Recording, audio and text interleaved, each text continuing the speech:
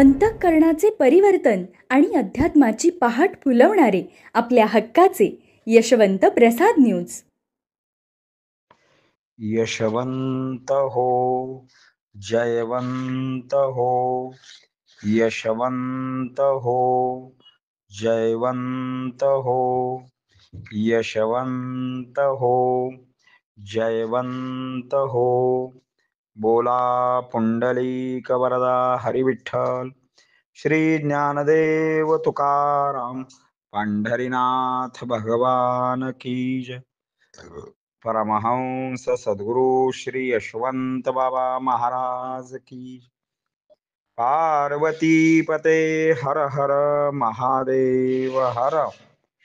सज्जन हो, आज 27 एप्रिल. आजच्या साठी सद्गुरु यशवंत बाबांचे सुवचन म्हणजे, अहंकार रूपी रावणाला रामरूपी बाणाने मारून टाकावे.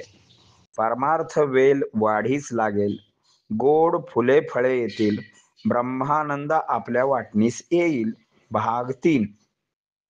गुरुशिवाय ज्ञान नाही, गुरुशिवाय उपाय नाही, गुरुशिवाय तरणोपाय नाही. गुरुपाय हेच यावरचे सर्व औषध आहे. इथून तू औंढ्या नागनाथांच्याकडे जा. तिथे विसोबा खेचर नावाचे तुझे गुरु आहेत. आता हे विसोबा खेचर म्हणजे मुक्ताईने ज्यांना खेचर म्हटले होते तेच ते. कारण मांडे माजताना विसोबा चटी गाढवासारखी लांब मान करून ज्ञानोबारायांचा तो चमत्कार पाहत होते, तेव्हा मुक्ताई म्हणाले, हा तर खेचर दिसतोय. तिथून त्यांचे नाव विसोबा खेचर पडले. अर्थात त्यांच्यावर या आळंदीच्या देवांची कृपा झाली व ते सद्गुरू झाले. नामदेव महाराज औंढा नागनाथांच्याकडे आले. मंदिरात गेले तो तिथे शिवपिंडीवर चपला घातलेले पाय ठेवून एक म्हातारा निवांत झोपला होता. नामदेवाने रागाने त्या म्हाताऱ्याला झापले. अरे बाबा म्हाताऱ्या, तुला काही कळते की नाही? चपलांचे पाय शिवपिंडीवर ठेवले आहेत होय? असे म्हटल्यावर तो म्हातारा म्हणतो, अरे बाबा, मी वयाने म्हातारा झालो, थकलो, मला आता पाय उचलत नाहीत. तेवढे पाय उचलून जिथे देव नाही तिथे पाय ठेव. असे म्हटल्यावर नामदेव महाराज पिंडी शेजारी आले. त्या म्हाताऱ्याचे पाय उचलले व जोरात जमिनीवर आपटले. आपला सारा राग आता नामदेवाने म्हाताऱ्यावर काढला होता. पाय जिथे आपटले तिथे खाली एक पिंडी होती. नामदेवाने पुन्हा पाय उचलले, दुसरीकडे ठेवले. तो पुन्हा पायाखाली एक पिंडी होती. गोल फिरत फिरत पुन्हा मूळ पिंडी जवळ आले. तेव्हा नामदेवांचे डोळे उघडले. अरे हा म्हातारा कोणी सामान्य नव्हे. आत्तापर्यंत म्हातारा म्हणून संबोधन करणाऱ्या नामदेवानी त्यांना बाबा म्हणून हाक मारली व म्हणाले, बाबा, आपले नाव काय? मी विसोबा खेचर. एवढे म्हटल्याबरोबर नामदेवांचा अहंकार क्षणात नाहीसा झाला. नामदेवाने विसोबाचे पाय धरले, अश्रूंचा अभिषेक चरणावरती लावला, क्षमा मागितली व गुरु म्हणून त्यांचा स्वीकार केला.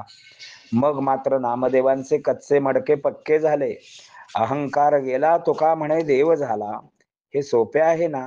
हे ऐकायला सोपे आहे, पण आचरणात आणायला फार अवघड आहे. मात्र पुन्हा संधी नाही, पुन्हा नरदेह नाही, पुन्हा दुसऱ्या योनीमध्ये गुरु प्राप्त करण्याची पात्रता नाही.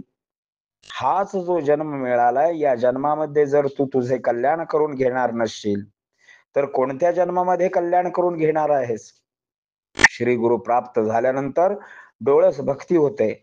साऱ्या विश्वात परमेश्वर दिसतो, तुझ्यात, माझ्यात आणि त्याच्यात सुद्धा.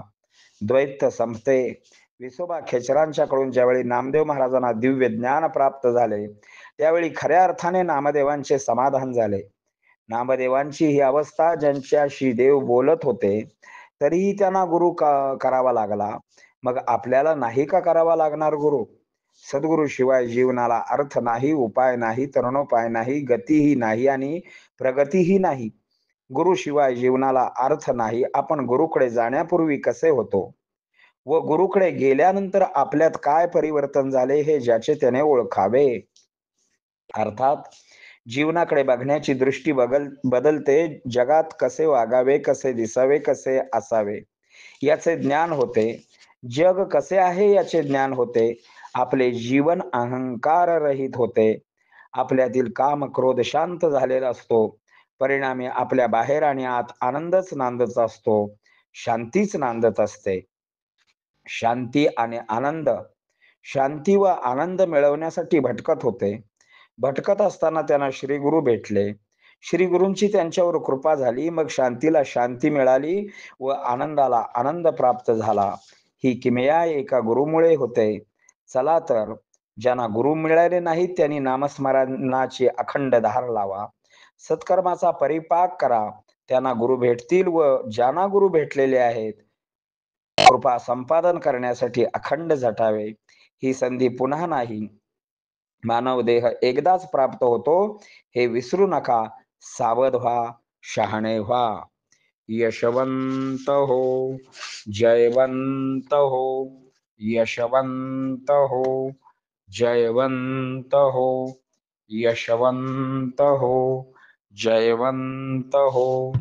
बोला पुंडलिक वरदा हरी विठ्ठल. श्री ज्ञानदेव तुकाराम पंढरीनाथ भगवान की जय. परमहंस सद्गुरु श्री यशवंत बाबा महाराज की जय. पार्वती पते हर हर महादेव हर.